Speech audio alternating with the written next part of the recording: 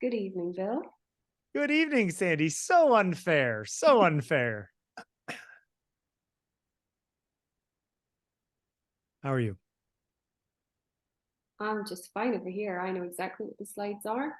Yes, you do. In fact, you know everything and I know nothing.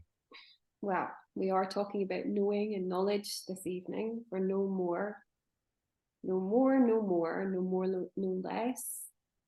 What is knowledge, Bill? Knowledge are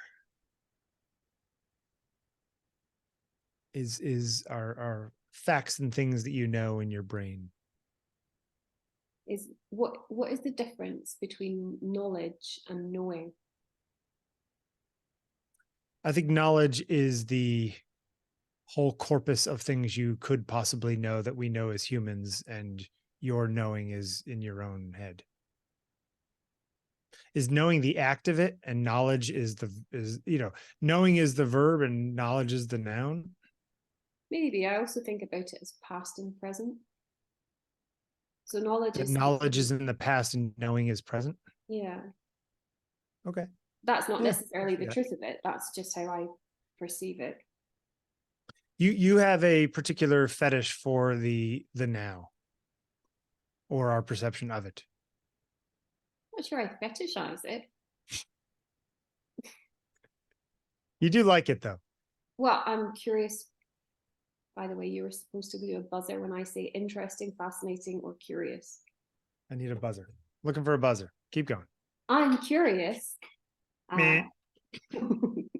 I'm curious that we would have something that we believe is ours, knowledge, which does not belong to us, yet we know it, and it can only exist in the past. So we might have it now, but it's not ours, and everything that is knowledge is in the past. Yes. Right? Yeah. Whereas with knowing, the reason why I mention the present is that knowing is an active current state. It's a continuous experience of being, I suppose, the being of maybe not necessarily knowledge, actually. Is knowing actually anything to do with knowledge? No, because you could know emotions. I can know that I love my wife, and that's not a fact. I mean, it is a fact, but it's not anything anybody else could understand or know, right? Can you know what I know? Well, that's what language is about. Language is very tricksy, isn't it? And it misleads. Sure, but it's certainly imperfect, but I think that's the idea behind language. Yeah, but also language, like when we use words to speak, we are communicating in a dead way. Okay. So again, I'm looking at what knowing is. Yeah. And I can talk about knowing, but do you know what I know? No. It's not enough to say that's what language is for. That's what language is. If knowing is a present state of like active, living being, but we have to use language somehow to communicate it. The communication of it is not the thing. The word is not the thing. No, but it's the best we got. It's in the computer world, most memory in computers, not like storage on hard drives, but most memory in computers needs to be refreshed every clock cycle so that it's there, but you need to sort of make sure it's there every, X thousands or millions of times a second. And I think in some ways, knowing is a state of refreshing our own knowledge in our brains, because we could have knowledge and then forget that knowledge, and now we don't know it anymore. Do you know what your locker combination was in middle school? You did, but now you don't. Well, actually, I do have a bizarre and freakish capacity to memorize sequences of numbers. All right. Well, there's your one get out of jail free card. But I think the point stands. It's right? not really. This is not really addressing the thing that I'm looking at, or that I'm asking you about. Yeah. Is there a disconnect between knowledge and knowing?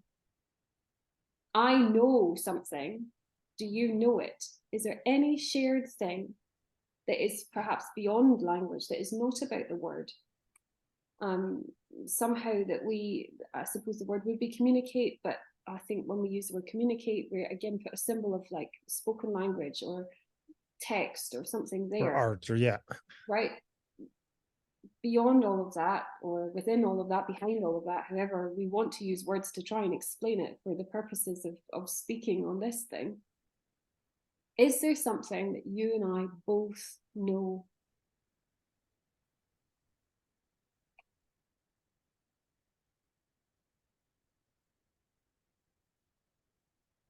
I don't know.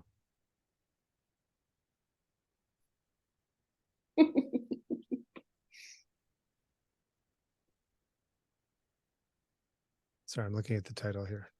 Joseph Beuys.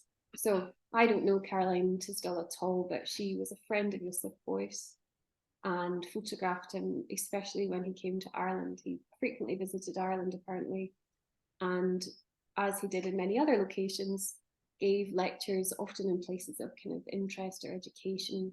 He went around in a sort of, with missionary zeal, giving talks, I don't think quite covers it, but communicating with people, having people interact with him.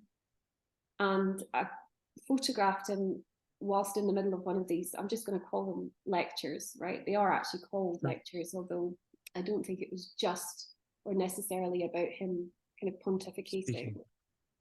And behind him, you can see a chalk drawing. Now, I don't know, Bill, if you've seen any of these chalk drawings at MoMA, because MoMA is quite a kind of important gallery space or platform for Beuys in many ways. Yes. The chalkboards themselves, oh, hang on, became or are documents that are knowledge.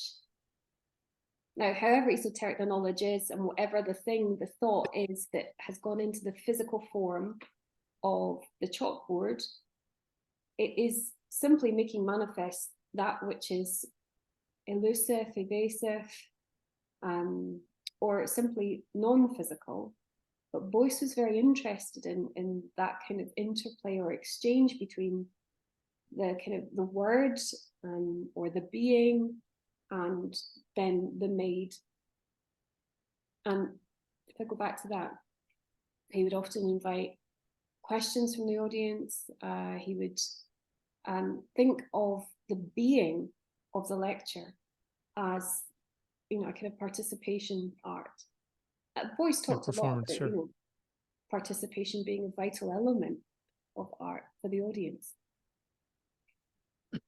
Do you think that those chalkboards stand without the hour of him talking?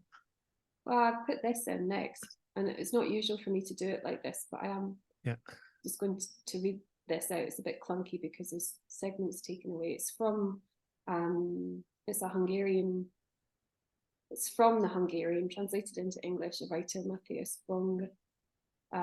According to Beuys, the visual artist does not only work with physical materials, but must also glimpse ideas. And moreover, there is a need for the figuration of thought. In this sense, the theme of his drawings is the representation of artistic ideas. Quotes from the aforementioned book, so the book by Matthias Peng. During a podium discussion, the audience asked Beuys, "Is your art understandable only to those who understand its theoretical content?" And Beuys denied this. So if the boards are there and they have content or they have some information upon them, it's not that the viewer must understand the information. It's that the viewer understands the nature of the chalkboard with the information upon it. Okay, continue what you're saying. Well, anyway, it goes on. He said himself, "No, because then I would be committing a completely stupid mistake. Because then the idea or concept behind the works would be the work itself.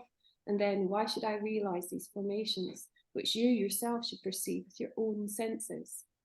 Otherwise, I could describe these with logical statements, and I argue that these theoretical contents can be discovered in these physical phenomena by looking closely at them.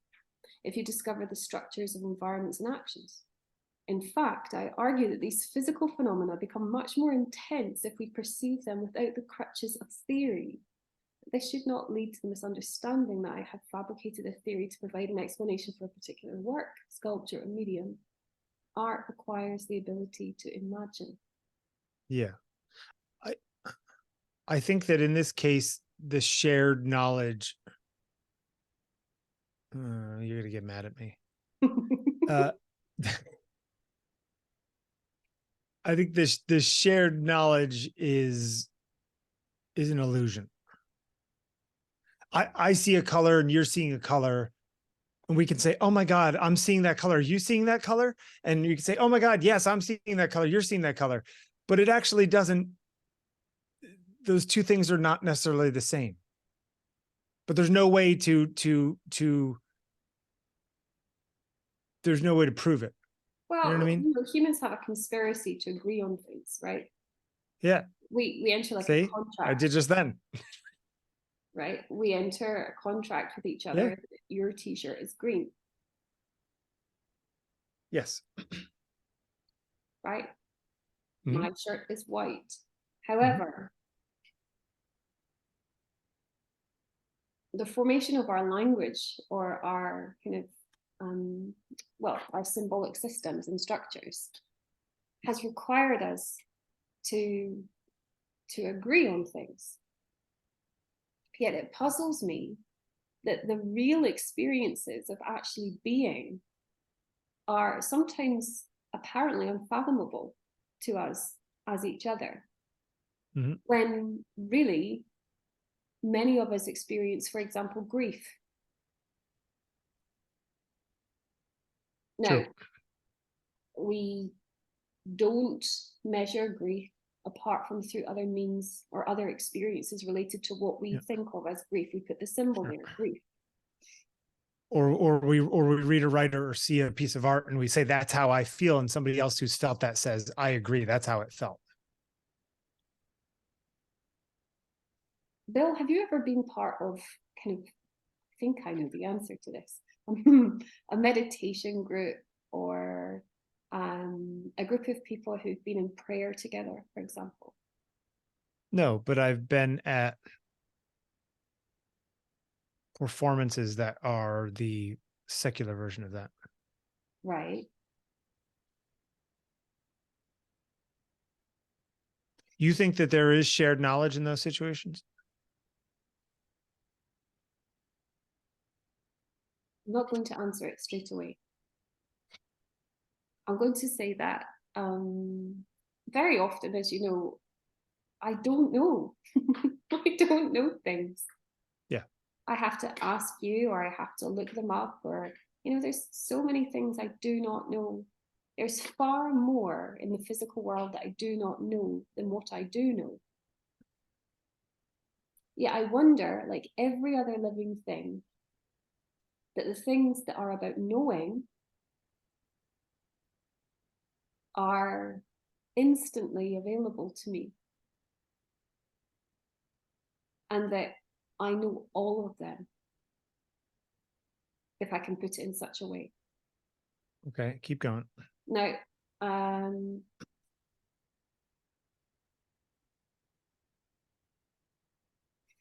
so I don't know lots of things, and I might be really going into something that I have a very limited knowledge about, a topic, for example, but more probably a kind of philosophical question. And I go into it and I go into it. And I suddenly find myself kind of at the edge of my understanding. Yeah. Like it's actually a place I can feel it, like I move about in it. And what I want to explore, what I do explore in and quite consciously a lot of the time is I can tell that there is the ending of my knowledge. But at the end of my knowledge, I still am. So what is there?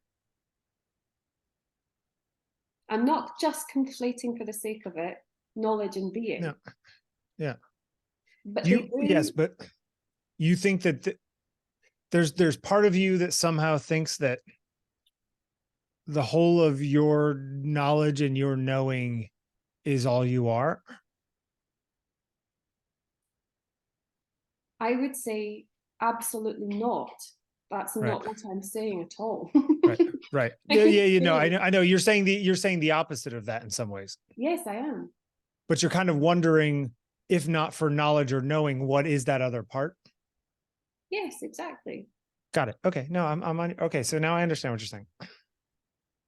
I'm sorry to be so wishy-washy. It's fine. I was just trying to understand. That, you, though you're very smart and possibly the most knowledgeable person about such a diverse range of topics that I know,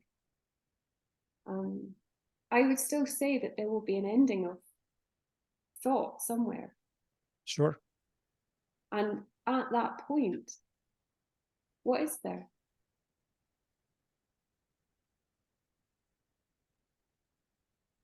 It's almost like the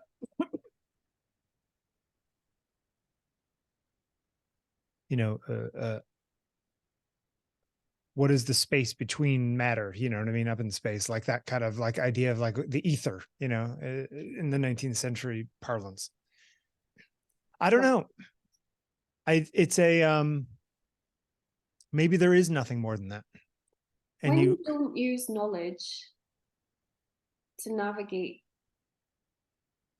or in fact, if you make no navigation, because navigation implies or has an intention to it, right?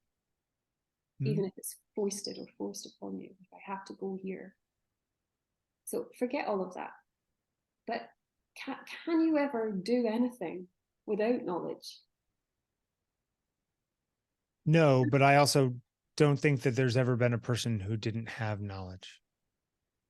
Can I think myself beyond my thoughts? No. Yet, there is more to me than my thinking. How do you know that? Because you feel it? No, because I would say that for a lot of the time, and rather unfortunately, we confuse thought and feeling. Sure. And we also rely on thought to tell us what feeling is. Yes. Yeah. We analyze our own emotions. But I think that even your emotions are a noble thing, aren't they? Noble thing. A knowable thing. Oh, knowable. Is my love your love?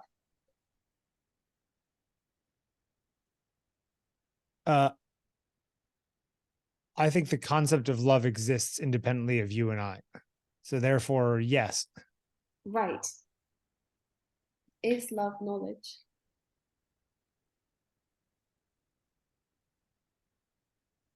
Yes, I think knowledge is sort of the remnant of experience. It's sort of what's left over from experience. Right, but it's experience that we have experienced. Yes. Yet we know it when we come upon it, even if we haven't known it before. Yes, but per your usual concept of even the now is actually in the past, because now we're in a different now, Right. Maybe it's all just iterating so fast that it feels like we know it now, but really we're analyzing what happened a half a second ago. Do you find anything in this? So if my grief were your grief and my suffering were your suffering, my joy were your joy, do you agree that I would think and feel exactly as you do? Or rather, you would think and feel exactly as I do? No, not exactly. I think there's shades of color that we would share. Some Venn diagram of experience. So oh God, I cannot believe that we're talking about Venn diagrams. Anyway. Sorry. We're not, apparently. I'm talking in the middle about space, in the overlapping areas. Yeah. What is that? shared knowledge or something else that's not knowledge but might Yeah, be knowledge? some universal truth, some like Platonic ideal. Where are you getting at? I don't know. I'm just looking at it. Yeah. I'd like you to just look at it. I'm thinking about it. You're like, I don't want you to think about it. I want you to look at it. You know, when I look at art like this, documents like this, yeah, per your earlier words, mm-hmm. Which, by the way, the whole term document feels very late 20th century art as a word that they could come up with that would encapsulate a whole bunch of different things. You know, it means it's a distinct object, but it also means it's a distinct object that's trying to portray some sort of information. But I'm putting that aside for the moment. When I look at documents like this, I certainly feel something when I look at them. Although, interestingly enough, they're closer to cave paintings to me than they are what we would generally consider, you know, art of the last few hundred years. But is that because you've been told and have built a knowledge base about what you think contemporary art or modern art? No, I don't. I honestly don't know much about his work. I mean, I've seen them, but I've never done any research. So that's just taking it on. I'm looking at it and I'm experiencing it. And I don't know that if you and I both looked at this and then came into a room without it around us, we'd have any shared knowledge that we could share, despite the feeling that I think that we'd both have an interesting experience when looking at it. Well, can we look at it together? Sure. We can, can't we? Well, so, we are right now. Right. And in looking at it together, we may have different experiences in life that make us try and decipher the symbols of it. And each of us may come up with something different. Yep. That's knowledge. That's knowledge in operation, isn't it? So yeah. That's knowledge in motion in some ways. Yeah. Right. But then there's this other thing, which might be that if you and I sat together, you know, shoulders touching on a bench. Never going to happen. Right? Just kidding. Go ahead. No, only on that one chair in that one place. Remember the pictures earlier on in our thing? There was the one bench at some airport or hotel or something like that we were going to sit at. Oh yeah, that was the Lynn Cohen work we were looking at. Yeah. Go ahead. This might not be the piece that we would say is the most likely for this to happen. We could put ourselves, for example, in the Roscoe room, or back to the Roscoe Chapel like last week. We sit in there together. We each form opinions, which is entirely about our ego and our experience, and therefore our knowledge. But there might be something else at play that is about a communality and a true togetherness. It is not okay for me right now to use words like intimate, unfortunately, because that's so easily misconstrued. But actually, it is about a kind of intimacy, but with the universe. Here we are together in a shared being, and that's why I asked you about being part of a meditation group or like a prayer group or something.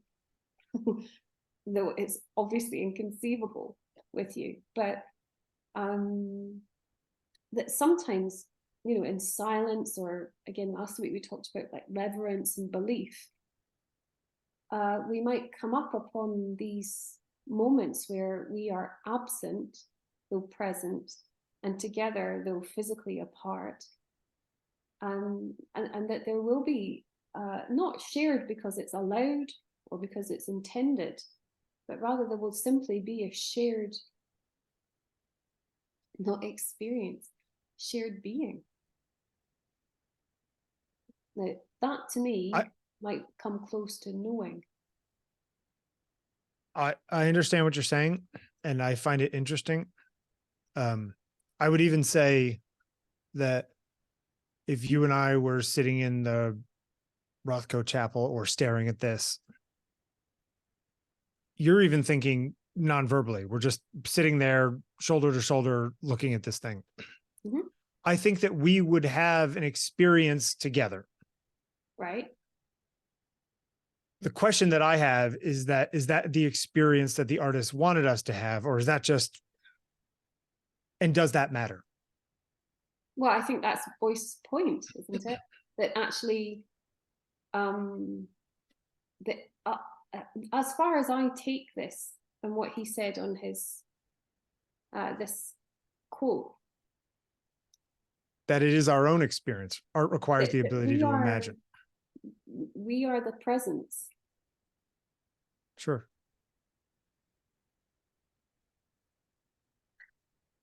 Anyway.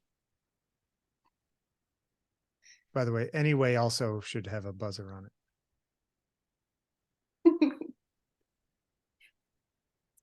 Who made these? I forget. Sun, Yuan, and Peng Yu. This is Can't Help Myself. It's a robotic. Do you? Yeah, I'm trying to pull oil in so that the machine keeps working. I don't know if we've looked at it before, but I know the piece. Right. Okay. So it was commissioned. I find this very moving. Do you? Well, is that just because we anthropomorphize machines when we can? Yes. You know, I hear people talking about this piece and they talk about the enormous sadness, not of what it represents, but actually of what it is. Yeah, it's like Sisyphean, like what? Yes. You're saying, why did the artist make this thing? Because this is just, it's almost cruel. Well, I mean, so people watching, if they don't know this, can have a little bit of context. It was commissioned by Guggenheim. It was the very first commission of a robotic piece. And what happens in this piece, Can't Help Myself, is the robotic arm comes along kind of like a giant squeegee and tries to stop that red blood-like oil spilling too far out towards the glass walls.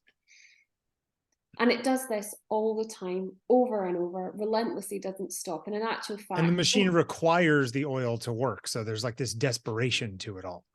Yes. And also, you know, I can't remember exactly. I said to somebody the other day, I think it took 3 years for the mechanism to wear out. And over time it slowed like a human might when it ages.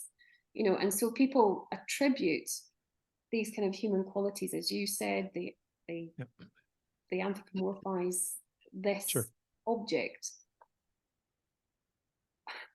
In terms of knowing and knowledge, the thing that this robot knows is that it mustn't let that spill too far. Yeah.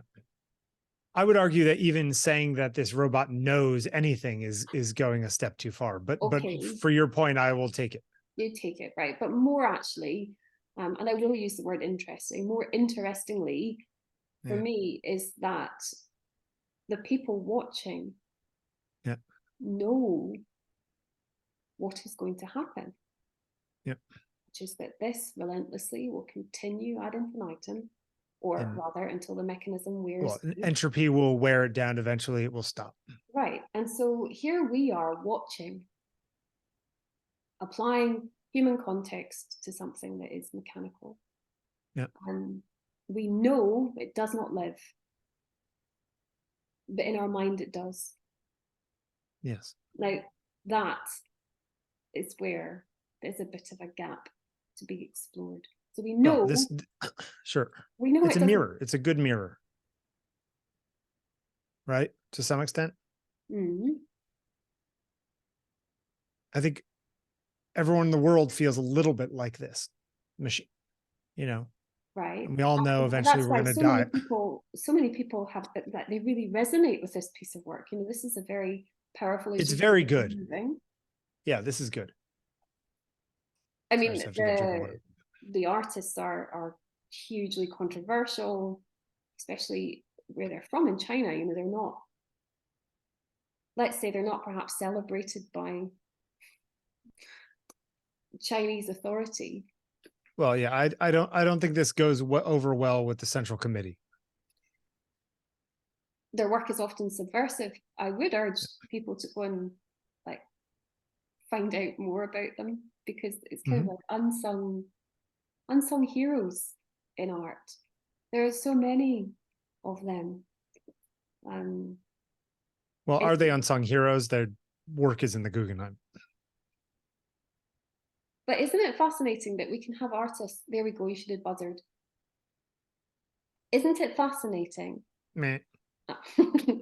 That here we have something commissioned by the Guggenheim, viewed by tens of thousands of people. By the way, it became a few years after this. This was about 2017, maybe. Yep. And it ran for quite a long time, but it was actually several years afterwards. It became like a hit internet sensation.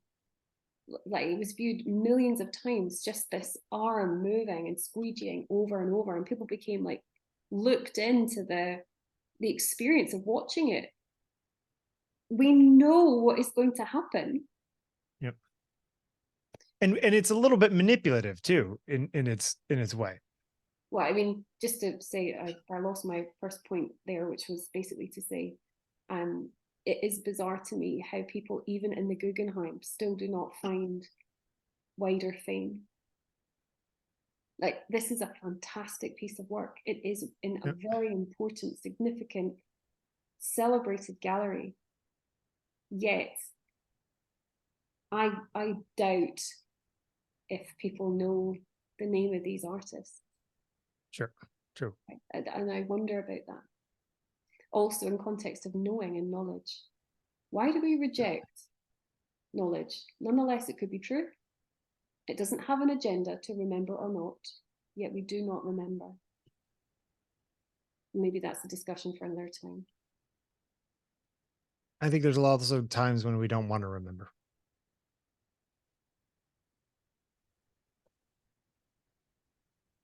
And that's a different kind of knowing. Right. But it comes into the realm of knowledge because it's intentioned. Does this piece bothers you? Does this affect you?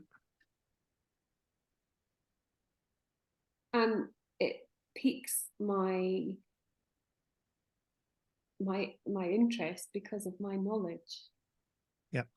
Okay. And whilst doing that, the clever part is that there might be a sense of like a deeper knowing that's not about having read stories about, or like news feeds about, world events that I could connect this to. You could go online and you could find hundreds and hundreds of people blogging about this. Yep. All with slightly different perceptions, so all bringing their own ego or experience to it. Some people say it's about the crisis of immigration or about the immigrant story. Some people say it's about refugee crisis. Some people say it's just about capitalism, consumerism, blah, blah, blah. All the usual things can get wheeled out as what this might mean to different individuals. Yeah. That's knowledge. I think the moving part of it, not the mechanical part, but the moving part for me deep inside in my heart space is the other thing that goes beyond information. There's a lovely thing, I may have mentioned it another time. Elif Shafak, the writer, was speaking to Edmund Duval, the potter, on a kind of Zoom conversation during lockdown. And they were talking about the Library of Exile, which was a library created entirely out of people who believed themselves or were in fact exiled from their place of origin. Hugely poignant. But I remember Elif Shafak talking most eloquently, of course, about this sense that there are levels and layers of knowledge, and actually in context of education. And she was saying that really what we're doing is we're shoving information around. We're shunting information, and places like schools, mainstream schools, are just essentially locations of information sharing. And there's nothing wrong with that. But knowledge is something different to information sharing. Knowledge might be the outcome of sharing information, but knowledge is not actually guaranteed through getting information unless it's kind of processed. But the Yeah, thing that was you have to understand it in some ways. right, but the thing that was, I guess, most poignant was that she then went on to speak about wisdom, and how wisdom is this entirely other thing that we might arrive at through the sharing of information and the generation or understanding of our knowledge. Wisdom happens kind of way along the line, and we can't teach it, and we don't necessarily learn it. Yeah, wisdom is knowledge multiplied by time somehow. You know, has to do with our own experience. So I wonder, when I view something like this, you know, there's the sharing of information. This piece is made in this way by these artists. And then there's knowledge that gives us our perception of its meaning. But there is also perhaps an innate wisdom to this mechanical thing in the minds and the shared experience of the people watching. Or in the shared experience of the people who made it, imbued it into it. Indeed. And then that somehow, for me, does make a relationship then, which of course is knowledge at its best, with this work, or work such as this. This to me is almost more abstract. Despite the fact that there are words and shapes and things that are symbols that we all have in common, somehow it's more obtuse to me. As a tool of communication or knowledge experience. But have we arrived at something similar to each other with this, in that we could accept that what is on the board, as you described it, is a recording? Yeah. But the thing is something else, and you and I both know it. Yes, this is a recording of a performance. But we are all in the ripple of that performance, no? So we are actually all part of the performance. Yes, if you want to get a little woo-woo about it. Yes, I'll go with you Oh there. God, I just knew it. My buzzer is for you saying woo-woo about me. Bill Wadman. A pleasure as always. Making me think weekly for you sure? 2.5 years. Well, somebody's got to do it. It's a tough job. Yeah. Bye, Bill. Bye, Sandi.